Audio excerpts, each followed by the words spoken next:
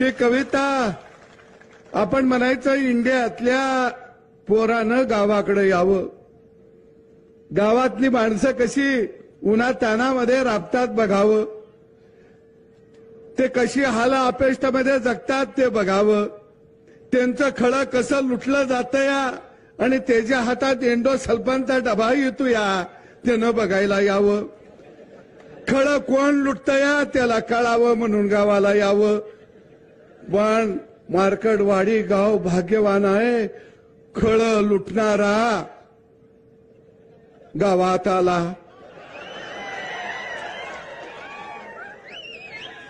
केवढं भाग्यवान पडळकर साहेब. आम्ही ह्यांना म्हणायचं अरे दिवसा ढवळ्या तुझं खळं या लुटत या. त्यामुळं तुझ्या बापाच्या अंगावर धडूत कपडा येणा झाला या. ते म्हणायचं ते गावल कुठं. पण मार्कडवाडी बहादर आहेत. त्याला गुलवत गुलवत गुलवत बरोबर गावाकडे आणलं. आता इंडियातला मोठा चोर राहुल बाबा बी येणार आहे. पण ते येताना एक बोर्ड लावून ठेवा, काट्या कुट्याचा तुडवे तर रस्ता कसा गावाकडे आलास बाबा.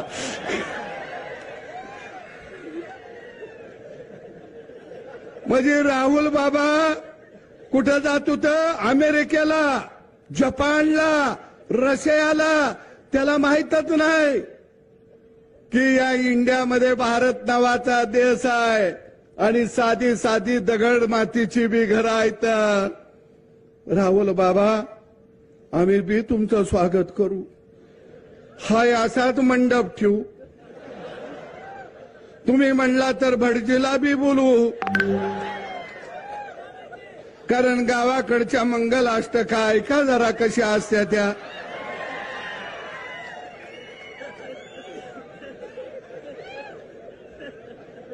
पण त्याचं एक स्वप्न आहे राहुल बाबाचं. मेरी शादी कब होगी? जब मैं पंतप्रधान बनने के बाद होगी. मरकडवाडी गाव हुशार आहे. इथं पडळकर साहेब सांगतील त्यांना बॅलेट पेपरवर निवडणूक घ्यायची आहे. बिचाऱ्याचं लगीन झालं पाहिजे. पोलिसांना मी विनंती करतो त्यांना 2 डबं मांडून देतील. बॅलेट पेपरवर मतदान होऊन दे. तो गडी निवडून येऊन दे आणि त्याचा शपथविधी इथंच करतो आणि अक्षता बी इथंच टाकतो.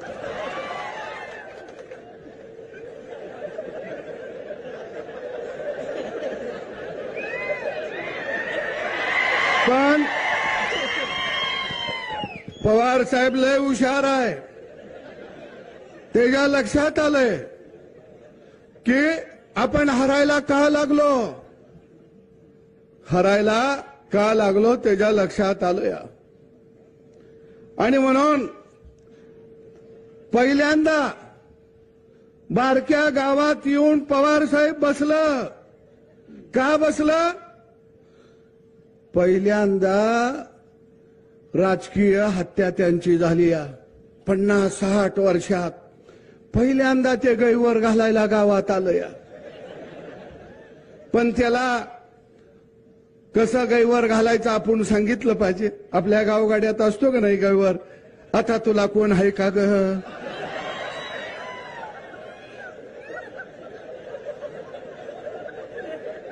पुन्हा मग एखादा जवळचा असला तर म्हणतो आता मी कसा जगू, कसा राहू. काय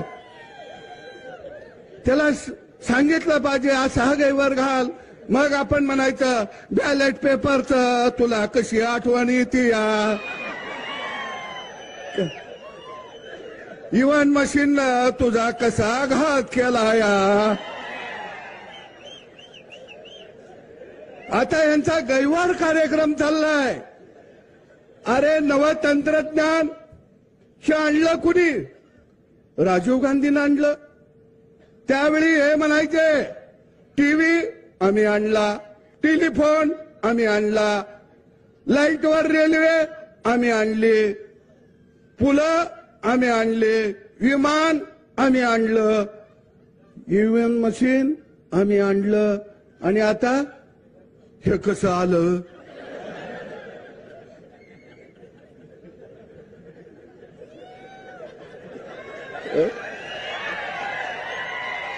हे ईव्हीएम मशीन कसं आलं? गोपीचंद पडळकर निवडून आलं. आता हे असं चाललंय काय? तुम्हाला ह्यांना बॅलेट पेपर का पाहिजे माहिती आहे का? बॅलेट पेपरवर मतदान झालं, पोलिंग बूथवर टप्पा बी हीच मारती ती. तुम्ही म्हणणार कस काय? माझ्याकडे इच्छित तार येत आहे. राजेश खन्ना मतदान करतोया आणि त्याला सपोर्ट कोण करतंय? राजीव गांधी आणि सोनिया गांधी. आता या मशीनला सपोर्ट करायला येत नाही, बरोबर आहे ना? खटक्याव बॉट, जागाव पलटी. आणि बॅलेट पेपरवर मतदान झालं की काय होतं?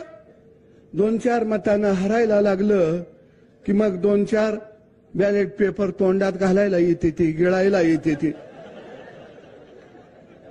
आता एवढं मोठं मशीन गिळायचं कसं?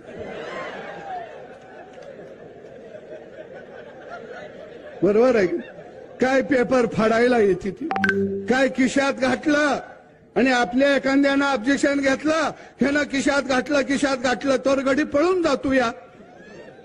म्हणून यांना बॅलेट पेपरवर पाहिजे आहे, दुसरं कारण काही नाही.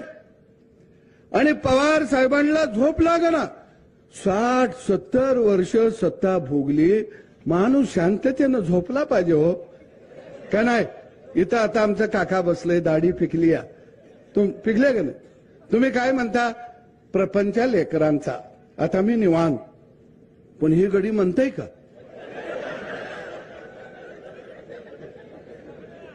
हे लेकरा बाळाचा प्रपंच म्हणायलाच तयार नाही. ह्यांना सवय लागली या सत्ता, माग पुढं पोलीस गाड्या, ह्यांना सवय लागली या अधिकाऱ्यांना तंबी द्यायची सवय लागली. आणि पहिल्यांदा देवाभाऊ नावाचा बाप या महाराष्ट्राच्या मातीमध्ये जन्माला आला. नाहीतर तुमच्या लक्षात आलं का? हे कुणाला बोलू देत नाहीत. कोण ह्यांच्या विरोधात बोलला? रामभाऊ, तुम्ही आता आलाय मैदानात. आम्ही 40 वर्ष झालं ह्यांच्या समोरच आहे.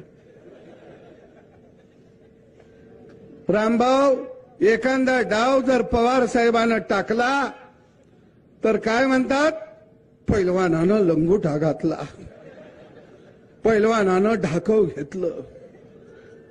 पवार साहेबांनी आता नवा डाव काढला, लंगोटा आमच्या बानं घातला. यांच्या हातात बी कवा लंगोटा नव्हता, पण दरबारातले हुजरे साहेबांनी नवा डाव काढला. अरे गेली 40 वर्ष आम्ही यांचा डाव बघत होतो, पण देवाभाऊ नावाचा वस्ताद या महाराष्ट्राच्या मातीत आला आणि बारामतीचा तो पैलवान नव्हता, तो दे भोपळा होता. कुठला पैलवान आलाय? अरे नवं तंत्रज्ञान तुम्ही आणलं. ईव्हीएम मशीन कुणी आणलं? काँग्रेसनं आणलं 2004 ला. त्यावर तुम्ही निवडणुका लढवल्या. केंद्रामध्ये 10 वर्ष सत्ता तुम्ही भोगली, राज्यात 10 वर्ष सत्ता तुम्ही भोगली. आणि आता म्हणायला लागले ईव्हीएम मशीन गडबड करतया. मग तुमची पोरगी निवडून लाखानं आली तवा ईव्हीएम मशीन चांगलं. रोहित पवार गेल्या वेळी निवडून आलं, ईव्हीएम मशीन चांगलं. गेल्या वेळी 2019 ला तुम्ही सगळे निवडून आला.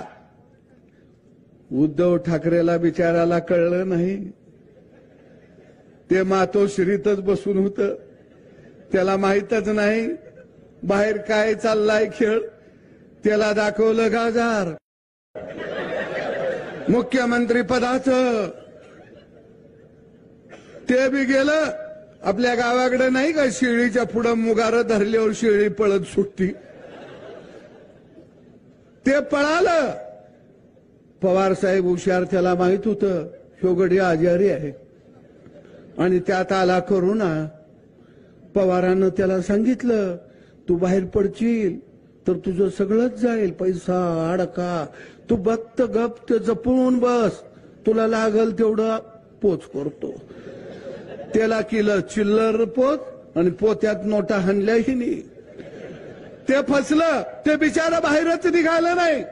मग उद्धव ठाकरे कशावर निवडून आलं तर त्याचं गडी ईएम वर ते चाललं, काँग्रेसचं ईएमचं गडी चाललं, सरकार बनवलं ते चाललं, लोकसभेला तुम्ही निवडून आला ते चाललं. त्यावेळी काय म्हणले, महाराष्ट्रातल्या जनतेनं ठरवलेलं आहे की हे सरकार घालवायचं म्हणून मतं दिली. तेव्हा सुद्धा फेक नेरेटिव्ह तुम्ही पसरला. परवा 2 दिवसापूर्वी आकडेवारी आली, आम्हाने 56 लाख मतं पडतात. माझ्याकडे ती आकडेवारी आहे. मला वाटतंय काय गणित बी भारी आहे. ते म्हणले 2024च्या लोकसभेमध्ये आणि आत्ताच्या विधानसभेमध्ये आम्हाने मतं पडली 58 लाख. मग आमचं 10च गडी कसं निवडून आलं? दादाला पडले 56 लाख, 41च कसं निवडून आलं? अरे लोकसभेला भाजपला 1.5 कोटी होती, 9 निवडून आली. तुम्हाला 58 लाख मतं पडली, 8 गडी तुमचं निवडून आलं. मग 1.5 कोटीवाल्याचं 9 येते ते आणि 58 लाखवाल्याचं पवार साहेबाचं 8 गडी निवडून येते ती. तुमचं गडी वाढलं कसं? काँग्रेसला 96 लाख मतं पडली लोकसभेला, गडी निवडून आलं 13 आणि 1.5 कोटी पडलं, त्याचं गडी किती निवडून आलं? 9. भावांनो, यांना लक्षात आलं बॅलेट पेपरवरती घोटाळा करता येतो. पूर्वी आपण घोटाळा केला. भंडारा लोकसभा मतदारसंघामध्ये भारतरत्न डॉक्टर बाबासाहेब आंबेडकर उभा राहिले, 18,000 मतानं पराभव झाला. पण त्या ठिकाणी कागदावरची बॅलेट पेपरवरची मतं बाद किती दाखवली? 72,000 मतं बाद दाखवली. आणि त्यावेळी जयप्रकाश नारायण म्हणले ह्यात काहीतरी गडबड दिसते, घोटाळा दिसतोय. अरे ईव्हीएम मशीन कायदा कुठे केला? लोकसभेमध्ये. सरकार कुणाचं? तुमचं. म्हणजे एकदा कायदा झाला की तो कायदा जनतेनं राज्यकर्त्यांनी पाळायचा असतो. या संसद हे कायदे मंडळ आहे. पण बघा, कायदा आपल्याला पाळायला सांगते ती आणि संविधान हातात घेऊन शपथ घेते ती. अरे संविधान म्हणजे काय आहे? संविधानानं माणसाला व्यक्ती स्वातंत्र्य दिलं, संविधानानं माणसाला कायदा दिला. मग ते संविधान हातात घेता आणि कायदा तुम्ही पाळायचा नाही म्हणता. आणि म्हणून मी मार्करवाडीतल्या जनतेला सलाम करतो की लोकशाही जिवंत ठेवण्याचं काम जर कुणी केलं असेल तर ते मार्करवाडी या गावानं केलेलं आहे. इथं एका माऊलीचा सत्कार झाला. अरे तिच्या पतीला तुम्ही बूथवर बसू दिलं नाही, पण आमची झाशीची राणी त्या बूथवरती उभा राहिली आणि लोकशाही वाचवली. पवार साहेब, जर माय माऊली जर आपल्या बूथचं संरक्षण करत असेल तर तुमचा राष्ट्रवादी पक्ष हा पक्ष नाही तर ही तुमची गुंडांची टोळी आहे, गुंडांची आणि लुटारूची टोळी आहे. आणि ती गुंडांची आणि लुटारूची टोळी या महाराष्ट्रामध्ये गाडण्याचं काम कुणी केलं असेल तर त्याचं नाव देवाभाऊ आहे. देवेंद्र फडणवीसचं ह्यांना वाईट का वाटतंय तुमच्या लक्षात आलं का? ते शाळा काढत नाही, ते कारखाना काढत नाही, ते दूध संघ काढत नाही, ते बँक काढत नाही, ते मेडिकल कॉलेज काढत नाही, ते पतसंस्था काढत नाही. ते कायच हानेना झालं या. आणि ह्यांना वाटतंय काय आम्ही आता हाणलं या. आता ह्या गड्यानं जर आमच्याकडे नजर गेली तर आम्हाने कुठं बसायला लागल? सळीतनं भाकरी, नळीतनं भाजी. पवार साहेब देवेंद्र फडणवीसच्या विरोधामध्ये काय आहे तुमच्या लक्षात आलं का? मी जाता जाता सांगतो, आपण शेतकरी माणसं आहे. पवार साहेब लय हुशार आहे. ते काय म्हणतंय देवेंद्रजीला, ही सरकार म्हणजे दुधाची गाय आहे. गाय आहे. ते काय म्हणतं, या दुधाच्या गायीला खुश ठेवायचं असेल तर तिला चारा घालायचा. म्हणजे आपल्याला थोडं काहीतरी अनुदान दे, कुठं सोसायटीला चेअरमन कर, कुठं सरपंच कर, कुठं अजून मजूर सोसायटी काढून दे, कारखान्याला डायरेक्टर करून टाकायचं, सूतगिरणीला करायचं, दूध संघाला डायरेक्टर करायचं, बँकेला करायचं. एकदा डायरेक्टर झाला की गडी काका फुगवतच असतो या. तो म्हणतो ही बँक माझीच आहे, बँक ती हाणते ती नुसती माझीच आहे म्हणतो. हा दूध संघ आमचा आहे. काय आहे त्याच्यात? खंगाळलेलं पाणी तर मिळतंय आपल्याला.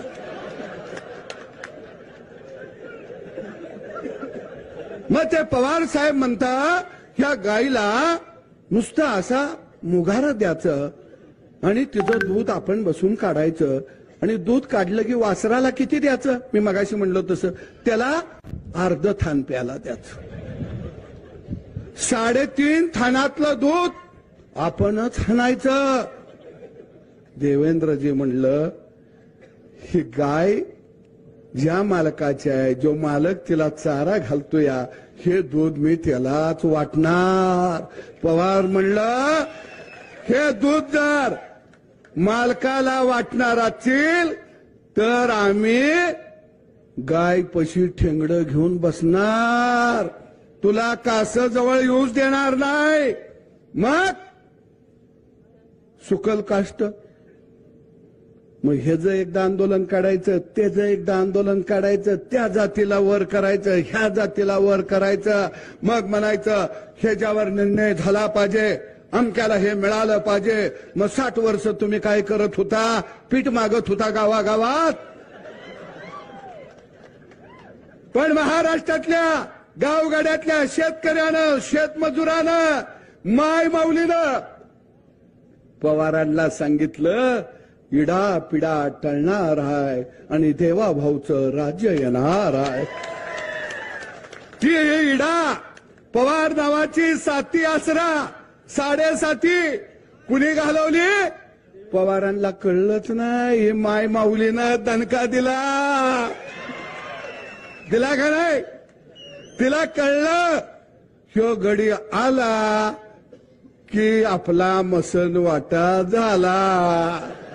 बरोबर आहे की नाही? तिला कळलं बटन दाबतवी नवरा, इलेक्ट्रिक मोटार चालू होतीया, वावर पाणी पेतया, नवरा गाय म्हशीला चारा काढतोया. नाही पहिला नवरा काय म्हणायचा, लय उशीर मोटार चालली तर लय बिल आलं तर सगळा ऊसच लाईट बिलाला जाईल. आता बायको नवऱ्याला सांगते अरे आपल्याला लाईट फुकट आहे, बटन दाब आणि धार काढायला म्हशीकडे बस, काही काळजी करू नको. तिला कळलं महिना झाला की अकाउंटवर 1500, आता 2100. चिंता करू नका, परत आपलंच बटन 5 वर्षानं दाबवायचं, परत 2500. तुम्ही म्हणणार हे कसं काय? कारण हे गाईचं दूध गडी स्वतःच पेत होते.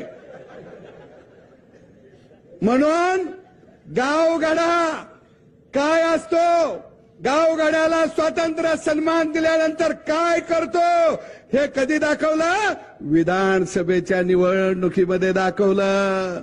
आणि मग पवार साहेबांच्या लक्षात आलं. ते म्हणलं तर माझा नातू भाग्यवान रोहित पवारची, ते आता महाराष्ट्राची सेवा करतील. महाराष्ट्राची सेवा काय? यांना सेवा करायचा नाद लागलाय हो.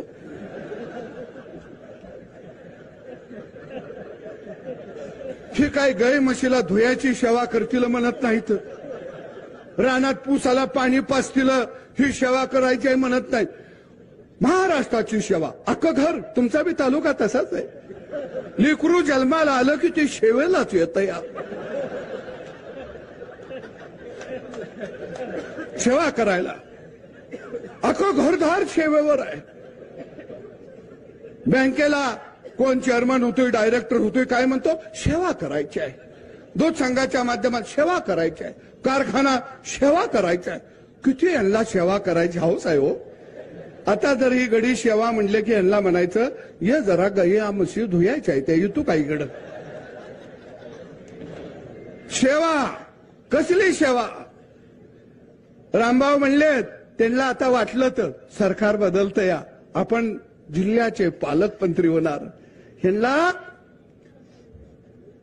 सत्ता गाजवायची, लोकांना गुलाम म्हणून त्यांच्याकडे बघायची सवय लागली.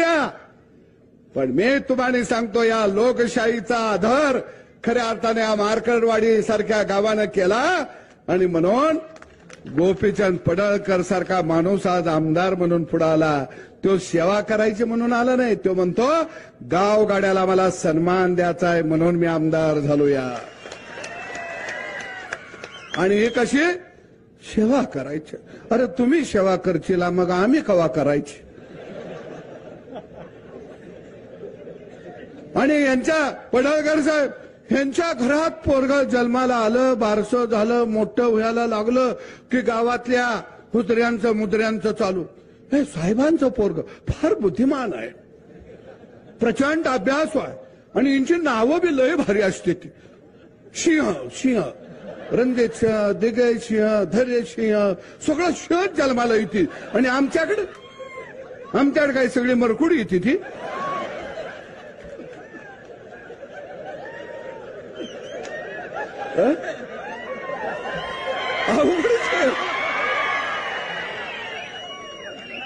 आणि पडळकर साहेब लय भारी गडे आहेत. आता सरकार आपलं आलंय, आता साहेबाकडे जॅकेट घालून हे करून जाणार देवेंद्र साहेबांचं. आणि म्हणणार फडणवीस साहेब तुमच्यासारखा बुद्धिमान माणूस नाही, फार साहेब तुम्हाला दूरदर्शी, साला लगेच चिकन तिकडं उडी मारती ती. आणि आमच्यासारखं बांधावत बसतं. यार गेलं गेलं गेलं.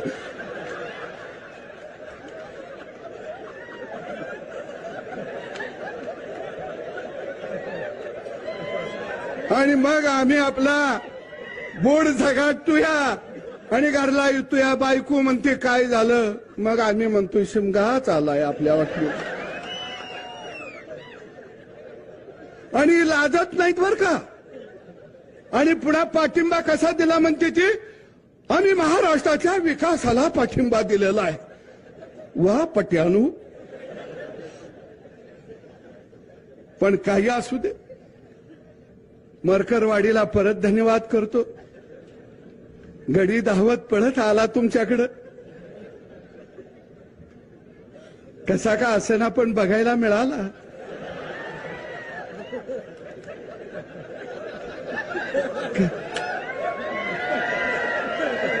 तुमचं गाव जगाच्या नकाशावर आलं. आणि आता सगळे बोलायला लागले मार्करवाडी पॅटर्न. काय भारी काम आहे. आता एक काम करा, गडी आलं की जरा गया बिया जरा रस्त्याच्या कडेनं बांधा, पाण्याच्या बादल्या ठेवा, शॅम्पू ठेवा, चकाचक करून देते गडी. जरा खराट ठेवा, रस्त फस्त लोटायला. आणि म्हणायचे ह्याला नाव द्या मार्करवाडी पॅटर्न. सगळं गडी लोटायला लागलं.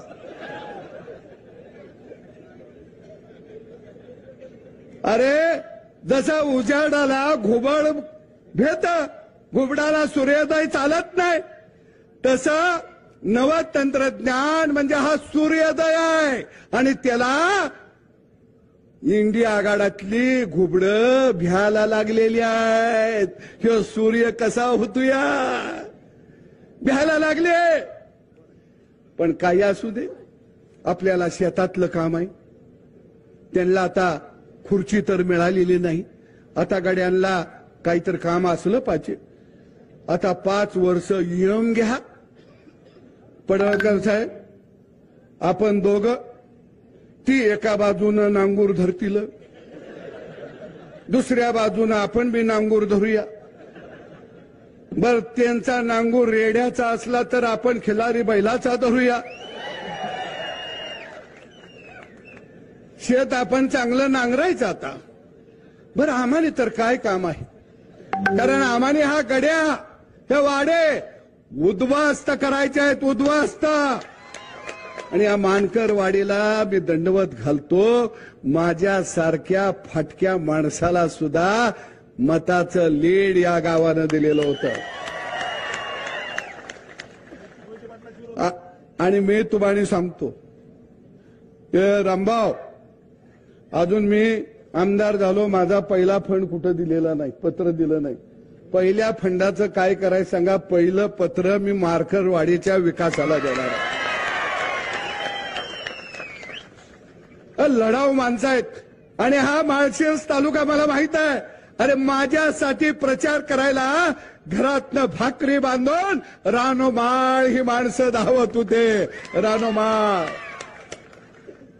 आणि म्हणून मी म्हणतो, तुमच्या गावाचं भाग्य आहे, ही हेलिपॅड तसंच ठेवा. जो गडी येईल तिथं उतरल, त्याला उतरून द्या, त्याला तुमचं गाव बी कळल. बरोबर आहे की नाही?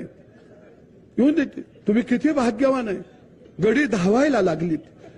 चॅनेलवर मार्करवाडी पॅटर्न, लोकशाहीचा खून पडलेला आहे. अरे, म्हणून मी आलो, म्हणलं कुठं रक्ताचा महापूर आलाय का बघावा जरा.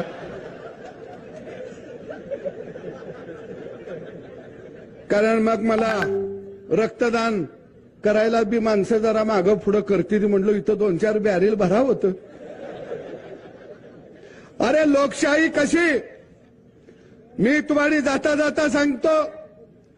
अरे, ज्यावेळी काँग्रेसला या राज्यामध्ये, देशामध्ये 5वी बहुमत मिळालं, 400 जागा, 350 जागा, त्यावेळी लोकशाही जिवंत होती. अरे, काँग्रेसनं ज्यावेळी या देशामध्ये आणीबाणी लावली, खटले न चालवता अनेक लोकांना तुरुंगात टाकलं, त्यावेळी लोकशाही जिवंत होती. दुसऱ्या बाजूला लोकसंख्या नियंत्रणात आणायचे म्हणून गावागावात जाऊन जबरदस्तीनं तुम्ही नसबंदी करत होता, तेव्हा लोकशाही जिवंत होती. अरे, देशातल्या सगळ्या योजना, विमानतळ, चौक, ह्याला काँग्रेसच्या नेत्यांची नावं देत होता. ही लोकशाही जिवंत होती. आणि आता तुम्हाला उतरता कळा लागल्याबरोबर लोकशाही बुडायला लागली, अशा हकाट्या पेटता. अरे, शाळेंना नावं कुणाची, कारखान्यांना नावं कुणाची, दूध संघाला नावं कुणाची, रस्त्याला नावं कुणाची, चौकाला नावं कुणाची. म्हणजे तुम्ही डायरेक्ट ब्रह्मदेवाच्या अंगठ्यातनं खाली येत होता का? सामान्य माणसाचं नाव एखाद्या चौकाला नाही आलं, एखाद्या विमानतळाला लढणाऱ्या, देशाला स्वातंत्र्य देणाऱ्या माणसाचं नाव नाही आलं. अरे, तुम्ही लोकशाही ही वेठ बिघार बनवलेली होते. लोकशाहीला तुम्ही गुलाम बनवलेलं होतं आणि या लोकशाहीला मुक्त करण्याचं काम या देशामध्ये आदरणीय नरेंद्र मोदी यांनी केला.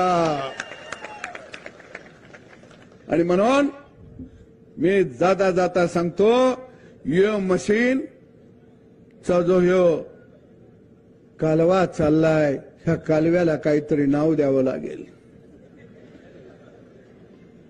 गावात एखादं मेलं तर पै पाहुणं, लेकी बाळी जमून गैवर घालते त्या का नाही.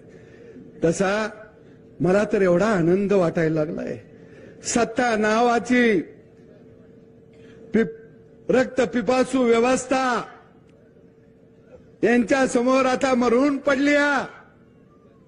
पण मला खरंच वाटत नव्हतं ह्या डोळा पवार साहेब सारखा माणूस सुद्धा मेलेल्या आयुष्यभर भोगलेल्या सत्तेच्या जवळ येऊन गैवर घालून रडायला लागल. म्हणून हिथं जी येत आहेत ती सगळी गैवर घालायला येत आहेत. मार्करवाडीतल्या मी जनतेला आव्हान करन, कारण एखादं जर गैवर घालत असलं तर आपण त्याचं सात्वन करायचं असते. ते गैवर घालायला लागलं तर म्हणायचं असं करू नको, मी आहे तुझ्या बरोबर, तू म्हणतोय ते खरं आहे, पुढच्या वेळी बदल करूया आपण, अजिबात काळजी करू नका, हे चुकीचं झालं, हे मरायला नाही पाहिजे होतं. कारण गैवर घातला की आपण सात्वन करतो का नाही. कारण रडणारा एखादा म्हणतो का नाही, आता मी कसा राहू, कुणाकडे बघून जगू, मग म्हणायचं माझ्याकडे बघून जग. आता दुपारी नाना पटोलेंचा गैवर आहे, पण तुम्ही गैवर घालायला जेवून खाऊन या, नाहीतर बिन जेवणाचं इचेला आणि हे उपाशी तुम्हानीच मारतील. खाऊन पिऊन या. आणि राहुल गांधी जर आलंच गैवर घालायला, तो तर अख्ख्या देशाचा गैवर घालायला येणार आहे. त्यावेळी रामभाऊ मला आणि गोपीचंदला निमंत्रण द्या, कारण सात्वन करायला आम्हाला बी यावं लागेल. आम्ही येतो. आणि नेते आम्ही कुठले येतो माहितीये का सर?